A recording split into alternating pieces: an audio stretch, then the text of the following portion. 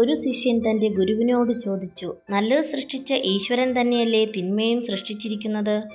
അതുകൊണ്ട് നല്ല കാര്യങ്ങൾ നമ്മൾ സ്വീകരിച്ചു ചെയ്യുന്നത് പോലെ തിന്മയായ പ്രവൃത്തികൾ നമ്മൾ ചെയ്താൽ എന്താണ്? ഇതു കേട്ട ഗുരു ചെറു പുഞ്ചിരിയോടെ പറഞ്ഞു, അത് അവരവരുടെ ഇഷ്ടമാണ്.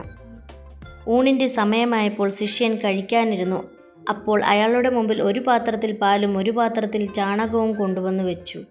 ഇതു കണ്ട ശിഷ്യൻ അമ്പരന്നു പോയി. അപ്പോൾ ഗുരു ചോദിച്ചു, എന്താണ് കഴിക്കാതിരിക്കുന്നത്? പാലും ചാണകവും തരുന്നത് പശുവല്ലേ? പാല് കുടിക്കുന്ന നമ്മൾ എന്താണ് ചാണകം തിന്നാൽ?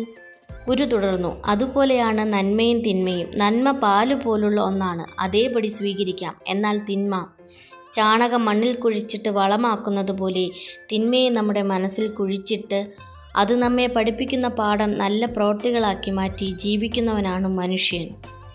ഇതു കേട്ട ശിഷ്യൻ തൻ്റെ തെറ്റുകൾ മനസ്സിലാക്കി നല്ലവനായ ഒരു മനുഷ്യനായി